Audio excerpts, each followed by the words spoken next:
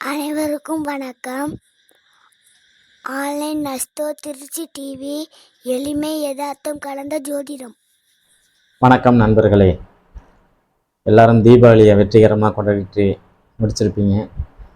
எல்லாருடைய வீட்லேயும் ஒரு சந்தோஷம். நம்மளுடைய வீடியோ வந்து 2 நாளாக வரல. இன்னையிலேருந்து நம்மளுடைய வீடியோ வந்து தினசரி தொடர்ச்சியாக வரும்.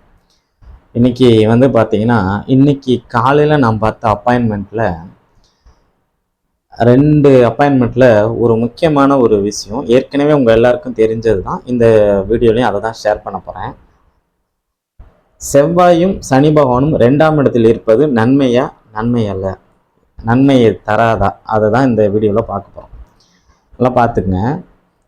எந்த லக்னம், எந்த ராசி, இந்த மாதிரி ஒரு அமைப்புக்கு எல்லாமே பொதுவாக தான் நம்ம அந்த ஒரு விஷயத்தை சொல்கிறோம். ஒரு கிரகம் சுப கிரகமாக இருந்தால் அது வந்து தனம், குடும்பம், வாக்கு என்று சொல்லக்கூடிய 2ஆம் இடத்தில் இருந்தால் அது யோகம்தான்.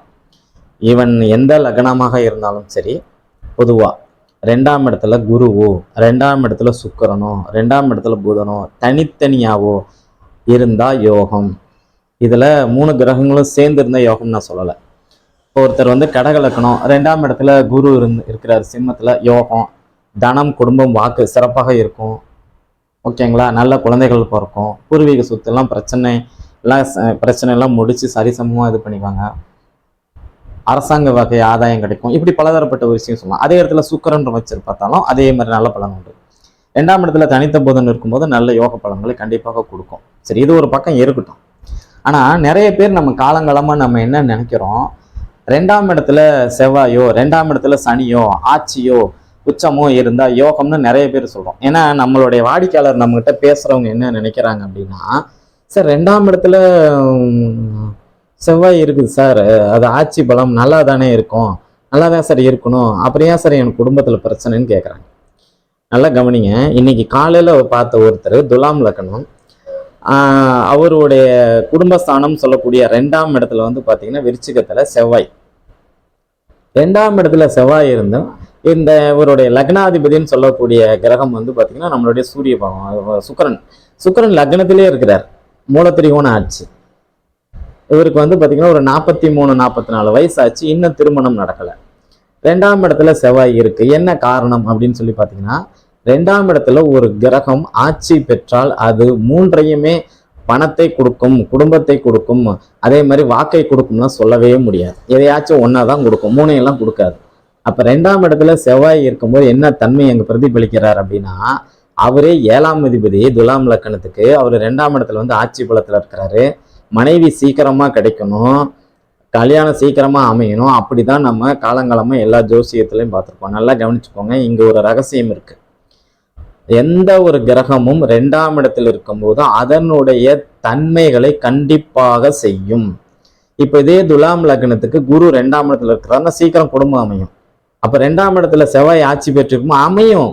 இப்போ இவருக்கு குடும்பம் அமையல, ஆனால் காசுல பெரிய பணக்காரராக இருக்கிறார். இன்னைக்கு ஜாதகம் பார்த்தவர் துலாம் லக்னம், 2ஆம் இடத்துல செவ்வாய் ஆட்சி, பணத்தை கொடுத்துருக்குது, ஆனால் குடும்பத்தை கொடுக்கல.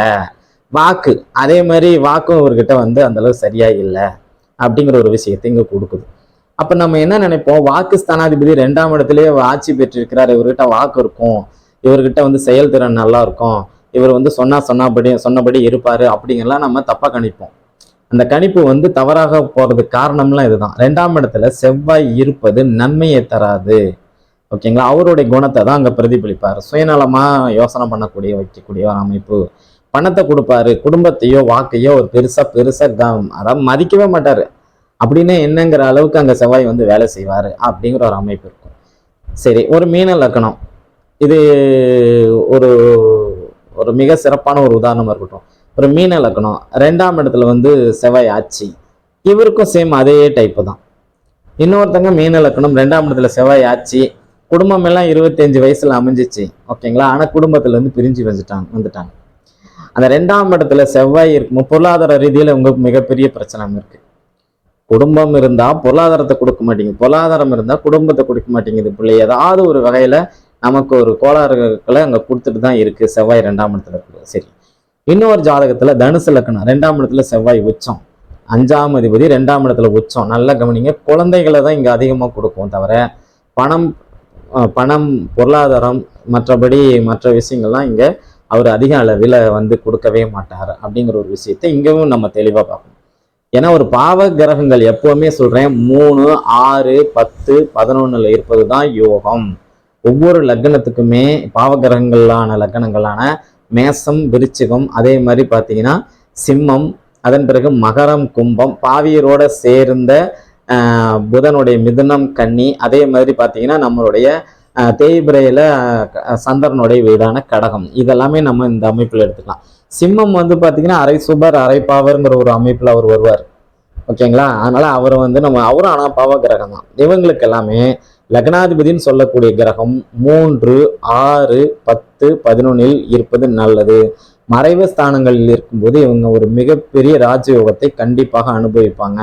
ஆனா இவருக்கு இந்த கிரகங்கள் எதுவும் நேரடியான வலு பெறக்கூடாது அப்படிங்கிறது தான் அனுபவ ரீதியா நம்ம பலதரப்பட்ட ஜாதகங்களை பார்க்கும்போது நமக்கு தெரிய வரக்கூடிய ஒரு விஷயம். சரி, இது ஒரு பக்கம் இருக்கட்டும். இன்னொரு விஷயம் என்னன்னு சொல்லி பார்த்தீங்கன்னா, நம்மளுடைய online astro Trichy TV YouTube channel வந்து புதுசாக பார்க்குறவங்க சப்ஸ்கிரைப் பண்ணிக்கோங்க, பெல் பட்டனை கிளிக் பண்ணிக்கங்க, லைக் பண்ணுங்க. இந்த லைக்குக்கு ரைட் சைடு வந்து பார்த்தீங்கன்னா ஹைப்புன்னு ஒரு பட்டன் இருக்கும், அந்த பட்டனையும் கிளிக் பண்ணி வச்சுக்கோங்க. சரி, அதன் பிறகு பாருங்க, ஒருத்தர் வந்து தனுசு லக்னம், 2ஆம் இடத்துல மகரத்தில் சனி ஆட்சி. இவருக்கு திருமணம் சார்ந்த ஒரு விஷயம்லாம் கொடுத்துருச்சு, குடும்பம் சார்ந்த ஒரு விஷயம்லாம் கொடுத்துச்சு, ஆனால் பணத்தை தரலை. பணம் ஒரு மிகப்பெரிய ஒரு சவாலான ஒரு விஷயமா தான் இருக்கிறாரு. பணத்தை இவரால் ஈடுகட்டவே முடியல அப்படிங்கிற ஒரு அமைப்புக்கு வந்துடுது. சரி, இன்னொருத்தரை பாருங்க, மகர லக்னம், லக்னாதிபதி இப்போ 2ஆம் இடத்துல உட்காந்துருக்குது, கும்பத்தில் ஆட்சி. நம்ம என்ன நினைப்போம், லக்னாதிபதி 2ஆம் இடத்துல உட்காந்துருக்குது, இவருக்கு திருமணம் அமையும் அப்படின்னு நினச்சிட்டு இருப்போம். ஆனால் இவர்கிட்ட காசு வந்து ஓரளவுக்கு நல்ல அமைப்பில் இருக்கும், அந்த குடும்பம் அமையறதுல கொஞ்சம் தாமதம் வேலையை செஞ்சிடும் அப்படிங்கிற ஒரு விஷயம் வந்து இந்த இடத்துல வந்து கண்டிப்பாக நடக்கும். சரி, ஒரு கன்னி லக்னம், இது வந்து அனுபவ இதில் 1983, 84 பிறந்தவங்க பல தரப்பட்ட ஜாதகத்தில் பார்த்துருக்கேன். கன்னி லக்னத்தில் பிறந்திருக்காங்க, 2ஆம் இடத்துல சனி உச்சம் அடையுது. நம்ம என்ன நினைப்போம், சனி 2ஆம் இடத்துல உச்சம்னா சீக்கிரம் குடும்பம் அமையும், நல்ல வாழ்க்கை முறை இருக்கும், பணங்காசுலாம் நிறைய கிடைக்கும் அப்படின்னு சொல்லி தான் நினச்சிருப்போம். நல்ல கவனிங்க, இதை நான் ஒரு ஆய்வு செஞ்சேன், ஒரு 6 மாதத்துக்கு முன்னாடி இது ஒரு ஆய்வாக எடுத்து செஞ்சேன். அந்த காலகட்டத்தில் சனி உச்சமாக அந்த ஒரு 2.5 வருஷம் அந்த வீட்டில் இருந்திருக்கிறாரு. அதில் இருக்கும்போது பிறந்தவங்களுடைய திருமண வாழ்க்கைலாம் நல்லா இல்லை. கன்னி லக்னம், 2ஆம் இடத்துல குடும்பஸ்தானத்தில் சனி. அவர் வீட்டுக்காரர் வந்து பார்த்தீங்கன்னா ஒரு பெண்ணுடைய ஜாதகத்தில் இருந்துச்சு. வீட்டுக்காரர் வந்து பார்த்தீங்கன்னா ஓட்டுநர், டிரைவராக இருக்கிறாரு. அவர் லாரிக்கு தான் போகிறாரு. போனாருன்னா 6 மாதம் வீட்டுக்கு வர மாட்டார். அவர் வீட்டுக்கு போயிட்டு இங்கே வந்தாவே, அதாவது வேலைக்கு போயிட்டு வீட்டுக்கு வந்தாவே பெரும்பாலும் அவர் வீடு தங்குறதுல வெளியில தான் சுற்றுவார். ஏன் அப்படி வெளியில் நிற்கிறீங்க அப்படின்னா, அவர் வந்து சொல்லுவார், வீட்டில் அது மாதிரி நமக்கு சரியில்லை, நம்ம நினைக்கிற மாதிரி அதை செய்ய மாட்டேங்கிறாங்க, நம்மளே 6 மாதத்துக்கு ஒரு முறை வீட்டுக்கு வரோம், நம்மளோட அவங்க அந்யோன்யமாக இல்லை அப்படிங்கிற மாதிரி அவங்க ஒரு இதாக சொல்கிறாங்க. என்ன காரணம்னா, இந்த 2ஆம் இடத்துல குடும்பஸ்தானத்தில் சனி அமரும்போது பார்த்தீங்கன்னா அந்த குடும்பத்தில் ஏகப்பட்ட பிரச்சனைகளை கொடுத்துட்றாரு. நீங்கள் இப்போ மௌன விரதம் இருந்தீங்கன்னா அந்த குடும்பத்தில் கன்னி லக்னத்தில் 2ஆம் இடத்துல சனி உச்சம்னா மௌன விரதம் இருந்தீங்க தப்பிச்சுக்கலாம். நீங்கள் மௌன விரதம் இருக்கலாம்னா இப்படிப்பட்டவங்களுடைய வாய் கம்முனே இருக்காது, ஏதாச்சும் ஒன்று பேசிக்கிட்டே இருக்கும். நான் வந்து தப்பாக பேசுவாங்கன்னு சொல்லலை, ஏதாச்சும் ஒரு வார்த்தை அவங்க பேசிக்கிட்டே தான் இருப்பாங்க, மெயின் பேசிட்டு இருப்பாங்க. என்ன காரணம், சனி வந்து பார்த்தீங்கன்னா வளவலா கொலகொலா பேச்சுக்கு சொந்தக்காரர். அவர் அந்த மாதிரி தான் பேசுவார், அவருடைய பேச்சு அப்படி தான் இருக்கும். ஓகேங்களா? அந்த பேச்சு எதிர்பாலினத்தவருக்கு பிடிக்காது. நல்லா கவனிங்க, இந்த மாதிரி இருக்கும்போது ஃபேமிலியில் பிரச்சனை ஆகுது. பணம் எவ்வளோ சம்பாரிச்சு கொண்டு வந்து கொடுத்தாலும் பணம் இல்லை, நல்ல செலவாளியான ஒரு வீடாக இருக்கும் இந்த கன்னி லக்னத்துக்கு 2ஆம் இடத்துல. இது ஆய்வு செஞ்சோம், நம்ம ஆய்வு செய்யும் போது அதுலேருந்து எடுக்கப்பட்ட ஒரு ரிசல்ட்டு. அப்போ சனி 2ஆம் இடத்துல இருக்கும்போது அந்த குடும்பத்தை கெடுக்குதா? இவரே வெளியில் போய் வேலை பார்க்குற, எப்போவாச்சும் ஒரு டைம் வீட்டுக்கு வந்தாலும் அந்த 4 நாள் இவரால் நிம்மதியாக இருக்க முடியலையா? இந்த மாதிரி விஷயங்கள்லாம் இங்கே நடந்துட்டு தான் இருக்குது அப்படிங்கிற ஒரு விஷயம் சொல்லலாம். என்ன காரணம் அப்படின்னு சொல்லி பார்த்தீங்கன்னா, நம்மளுடைய இந்த குடும்ப அமைப்புகள், நம்ம வந்து வெளியில் போகிறோம், சம்பாதிக்கிறோம், வேலை போகிறோம், வீட்டுக்கு வரோம் அப்படின்னா அந்த வீடு எல்லாத்துக்கும் சந்தோஷமாக சுபீட்சமாக இருக்கணும். ஒரு மனநிறைவோடு இருந்தால் தான் வீட்டுக்கு போனால் ஒரு சந்தோஷம் இருக்கணும். இன்னைக்கு வாழ்க்கையில வாழக்கூடிய நிறைய பேருக்கு வந்து சந்தோஷம்னா என்னன்னு தெரியாத அளவுக்கு வீடுகள் போயிடுச்சு. எல்லார் வீட்லயும் செல்போன் வந்துருச்சு, செல்போனை தான் பார்த்துட்டு மேக்சிமம் எல்லாம் நம்ம வாழ்ந்துட்டு இருக்கிறோம். யாரும் கணவன் மனைவி, அக்கா தம்பி, அண்ணன் தங்கச்சி இவங்கெல்லாம் யாரும் பேசிக்கிறதே இல்லை. எப்பவாச்சும் பேசிக்கிற மாதிரி இருந்தா கூட அது ஒரு சுயநல போக்கோட பேசுற மாதிரி தான் இந்த பேச்சு அமையுது. அப்போ அப்படிப்பட்ட ஒரு விஷயத்தை 2ஆம் இடத்துல இருக்கக்கூடிய சனி பகவான் கொடுத்துட்றாரு அப்படின்னு அர்த்தம். அப்போ இது அனுபவ ரீதியா கன்னி லக்னத்துக்கு 2ஆம் இடத்துல இதுக்காக ஒரு யோகாதிபதினு சொல்றாங்க. ஒரு அதான் 5ஆம் அதிபதி 6ஆம் அதிபதினு சொல்லக்கூடிய அமைப்புக்கு 2ஆம் இடத்துல இருக்கிற அவர் குடும்பத்தை கெடுக்க தான் செய்யறாரு. சரிங்களா? இந்த மாதிரி அமைப்பு தான் இங்க நடக்குது. சரி, எங்கேயாவது இருந்து சுபகரங்கள் இந்த 2ஆம் இடத்துல இருக்கக்கூடிய குருவையோ இது செவ்வாயோ அல்லது சனி பகவானையோ பார்த்தாதான் தப்பிக்கலாம். அப்போ கூட அது 100% தீர்வுலாம் சொல்லவே முடியாது. 2ஆம் இடத்துல முடிஞ்ச வரைக்கும் செவ்வாய் சனி இல்லாமல் உங்களுக்கு குழந்தை பிறந்தாலோ, செவ்வாய் சனி 2ஆம் இடத்தோட தொடர்பு கொள்ளாமல் உங்களுக்கு மனைவி அல்லது கணவன் இந்த மாதிரி அமைப்புகள்லாம் உங்களுக்கு இருந்தாலும் நீங்க ஆக சிறந்த நல்ல ஒரு வாழ்க்கையை வாழ்ந்துட்டு போயிடலாம். இது ஒரு பக்கம் இருக்கட்டும். சரி, 2ஆம் இடத்துல ராகு கேது. இப்ப 2ஆம் இடத்துல ராகு கேது இருக்கும்போது இவங்களுடைய மேஜர் ரோல் என்னன்னு சொல்லி பாத்தீங்கன்னா, 2ஆம் இடத்துல ராகு இருக்கும்போது பணம் சம்பந்தப்பட்ட விஷயத்துல அவங்களுக்கு நிறைய கற்பனைகள் வரும். இப்படி பணம் சம்பாதிக்கணும், அப்படி பணம் சம்பாதிக்கணும், அதுல முதலீடு பண்ணணும், இதுல முதலீடு பண்ணணும், அதுல நமக்கு வருவாய் இவ்வளவு வரணும், இதுல வருவாய் இவ்வளவு வரணும் அப்படின்னு நிறைய அவங்க ஒரு ஒரு மைண்ட் செட்ல இருப்பாங்க. ஆனா நல்லா புரிஞ்சுக்குங்க, இந்த மைண்ட் செட்டுக்கு அளவுக்கு இவங்க கிட்ட அந்த ஒர்க் இருக்க ஒரு விஷயத்த எஃபெக்ட் போடணும்ல, நம்ம உழைக்கணும்ல, அந்த உழைப்பு இவங்ககிட்ட இருக்காது. அப்ப 2ஆம் இடத்துல ராகு இருக்கக்கூடிய அமைப்பு அவருக்கு நட்சத்திரம் கொடுத்தவர், அவருடைய வீடு கொடுத்தவருடைய நிலைமைக்கு ஏற்பாங்க மாறுது. ஆனா இந்த எண்ணம் காமனா இருக்கு. ராகு திசை நடக்கும்போது எல்லாருடைய மைண்ட்லயும் இதுதான் என்ன இருக்கும், இப்படி இருக்கணும், அப்படி இருக்கணும், அப்படி வாழணும், இப்படி வாழணும்னு நிறைய மனசுல கற்பனைகளோட தான் இருப்பாங்க. அப்ப 2ஆம் இடத்துல ராகு இருக்கும்போது அந்த ராகுவுடைய தன்மைக்கு தகுந்த மாதிரி அந்த வீட்டுல தனம், குடும்பம், வாக்கு சார்ந்த விஷயங்கள் அங்கே பாதிப்படைய தான் செய்கிறது அப்படின்னு வைக்கலாம். சுபகரங்கள் பார்த்து வச்சுன்னா ஆவரேஜா உங்களை நல்லபடியா கொண்டு போயிடும், எந்த பாதிப்பும் கிடையாது. சரி, 2ஆம் இடத்துல கேது இருக்கிறார். நல்லா கவனிங்க, இந்த 2ஆம் இடத்துல கேது இருக்கும்போது பாத்தீங்கன்னா, ஏன்னா இந்த திருமணம் சம்பந்தப்பட்ட வரன்ல இன்னமும் அதாவது பெரியவங்களுக்கோ பெற்றோர்களுக்கோ மிகப்பெரிய சவாலா இருக்கிறது இந்த 2ஆம் இடம் தான்.